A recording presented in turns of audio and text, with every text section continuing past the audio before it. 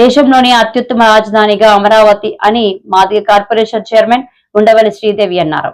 ఈ మేరకు ఆమె మీడియాతో మాట్లాడుతూ గత ప్రభుత్వంలో రాష్ట్రానికి రాజధాని లేకుండా జగన్ చేశాడు. కానీ బాబు హయాంలో అమరావతి నూతన రాజధానిగా అభివృద్ధి చెందుతుంది అని అన్నారు. పనులు రీస్టార్ట్ అయినయో వైసీపీ జగన్ ముఠా గుండెల్లో వేదన స్టార్ట్ అయింది. వెంటనే మరి మీరు గమనిస్తే అవినీతి విషపత్రిక సాక్షి పేపర్లో వాళ్ళ విలేకరి ఒకటి వ్యాసం రాస్తాడు. అదేంటంటే వేదంలో రాజ్యం, వేడుకలో రాజధాని. అసలు వేదంలో ఉంది ఎవరు?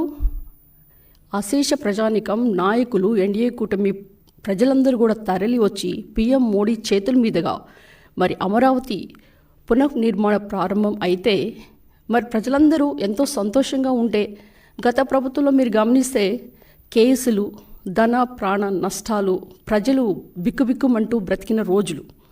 మీరు ఒకసారి అసెంబ్లీ రికార్డ్స్ గమనిస్తే అప్పటి సీఎం జగన్మోహన్ రెడ్డి గారు ఏమన్నారు? నేను మాట తప్పను, మడమ తిప్పను, విశ్వసనీయతలు, విలువలు మా ప్రభుత్వానికి పెద్ద పెట్టు అని చెప్పే ఆయన అమరావతి మీద 30,000 ఎకరాలు కావాలని చెప్పి మరి ఆయన మాట తప్పాడా? అమరావతి విషయంలో మడమ తిప్పాడా? మరి ఈ విధంగా ఈ రివర్స్ అంటే ప్రజలను మభ్యపెట్టేటట్లు ఉన్నదాన్ని విక్రీకరించి మరి ఈ విధంగా రాయటం అనేది ఇక్కడ రాష్ట్ర ప్రజలు గమనించాలి. మీరు కనుక ఒకటి చలం గారు ఒక సూక్తి చెప్తారు. అదేంటంటే కృష్ణశాస్త్రి బాధ ప్రపంచానికి బాధ, శ్రీశ్రీ బాధ ప్రపంచానికి బాధ అని చెప్తారు. అంటే ఈ యొక్క సూక్తి అనేది సరిగ్గా జగన్మోహన్ రెడ్డి గారికి సరిపోద్ది. ఎందుకంటే ఇప్పుడు రాష్ట్ర ప్రజలందరూ కూడా సంతోషంగా ఉంటే మరి వేదనలో ఉంది, బాధలో ఉంది ఎవరు? జగన్మోహన్ రెడ్డి గారు. ఆయన కనుక ఆయన చెప్పిన మాటలు అమరావతి గురించి ఏ విధంగా మరి అమరావతిని అటకెక్కించారో, పనులు ఏ విధంగా చేయకుండా మరి అమరావతిని కొల్లబడిచారో రాష్ట్ర ప్రజలందరూ దాన్ని గమనించాలి. మరి దుర్యోధనుని యొక్క అత్యాసే కురువంశం నాశనం. అంటే ప్రతిదానికి కూడా నాకే కావాలి, నేనే దోచుకోవాలి, దోచుకో పంచుకో తినుకో అని కాన్సెప్ట్లతో అక్కడ రాజధాని పనులు అటకెక్కించి రోడ్లను తవ్వేసి కంకర్లు కొట్టేసి మరి ఆయన చేసిందేంటి? కార్యకర్తలకి అక్కడ వైసీపీ బాపట్ల ఎంపీ అయిన నందిగం సురేష్కి దోచిపెట్టాడు. మరి ఒకసారి అందరూ కూడా ఒక దారిలో నడిస్తే ఉరిపి కట్టది మరొక దారి అంట. అంటే ఈయన జగన్మోహన్ రెడ్డి గారు ఏం చేస్తారండి? కల్తీ మద్యంతో రాష్ట్ర ప్రజల్ని కొల్లబొడి చేశారు. 30 లక్షల మంది ఆసుపత్రి పాలవటం, 30,000 మంది చనిపోవటం, అంతేకాకుండా 1,00,000 కోట్ల పైన కూడా మద్యం స్కామ్ బయటకు తీస్తుంటే దానికి ఉలిక్కిపడి మత కుల ప్రాంత విద్వేషాలని రెచ్చగొట్టి మరి ఏ విధంగా ఆయన అమరావతి క్యాపిటల్ వైభవాన్ని మరి పునఃప్రారంభమైతే దాన్ని ఏ విధంగా ఆయన రెచ్చగొట్టి రివర్స్ ఆర్టికల్స్ రాస్తున్నారో మీరు గమనించాలి. ఎందుకంటే ఎప్పుడైనా కానీ తమ కంట్లో ఉన్న దూలాన్ని కప్పిపెట్టి ఎదుటివాడి కంట్లో ఉన్న నలుసుని తీసే పనిలో ఉంటారు వైసీపీ బ్యాచ్ అంతా. ఎప్పుడు కూడా వాళ్ళు చేసే విష ప్రచారం ఎలా ఉంటుందంటే దొంగే దొంగ అన్నట్లు మరి ఎప్పుడు కూడా వాళ్ళు ఒక అబద్ధాన్ని చెప్పి చెప్పి చెప్పి ప్రజలను మభ్యపెట్టడం.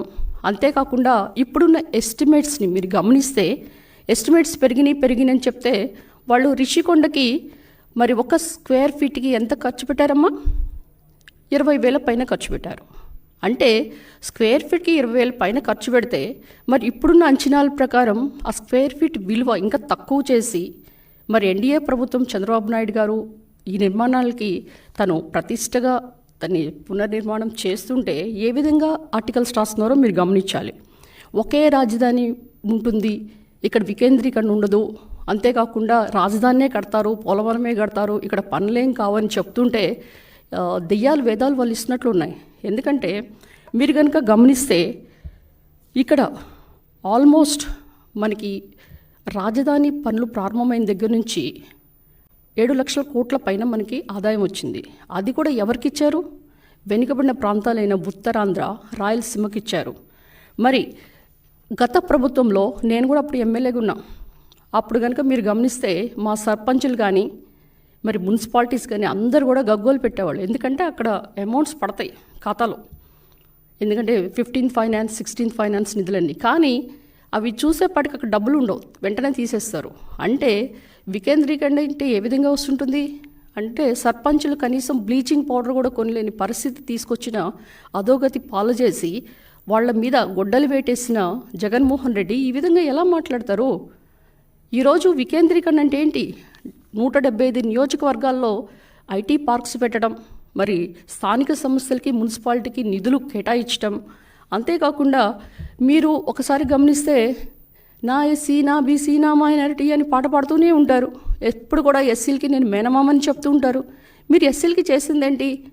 వాళ్ళకున్న బెస్ట్ అవైలబుల్ స్కూల్స్ తీసేశారు, ఉపాధి హామీ పనులు తీసేశారు, 27 పథకాలు సంక్షేమ కార్యక్రమాలు రద్దు చేశారు. మరి ఎక్కడైతే అంటే అబ్రాడ్ చదువుకోవాలన్న స్టూడెంట్స్కి అంబేద్కర్ విదేశీ విద్యను తీసేసి జగనన్న విదేశీ విద్యను పేరు పెట్టుకున్నారు. 12,000 పైనున్న ఎస్ఎండ్ భూములు లాక్కొని గ్రావెల్ కంకరు దోచుకుంది మీరు కదా? మరి ఎస్సీలకి మేనమామకుంటాం అండగా ఉంటాం పక్కన పెట్టి, ఎస్సీల మీద ఎవరైతే దాడులు చేస్తారో వాళ్ళకే మీరు అండగా ఉన్నారు. డ్రైవర్ సుబ్రహ్మణ్యాన్ని డోర్ డెలివరీ అంటే జొమాటో, స్విగ్గీ లాగా డోర్ డెలివరీ చేసి నేనే చంపాను అని ఎమ్మెల్సీ అనంతబాబు చెప్తుంటే ఆయన పక్కన కూర్చోబెట్టుకుని సన్మానాలు చేసుకుంటారు. ఒక డాక్టర్ సుధాకర్ ఆయన ఏం అడిగాడు? అనెస్థెటిస్ట్ థియేటర్లో కరోనా టైంలో మాస్క్ కావాలని అడిగితే ఆయన మీరు ఏ విధంగా మరి ఆత్మహత్య చేసుకొని చనిపోయే మాదిరిగా చేసింది మీరు కాదా? మరి మాస్క్ పెట్టుకోలేదని చీరాల కిరణ్ని ఏ విధంగా చనిపోయాడు? మీ అక్రమాలను ప్రశ్నించిన అనితారాణి ఏమైంది? డాక్టర్ అచ్చెన్న ఏమయ్యారు? కావలి కరుణాకర్ ఏమయ్యారు?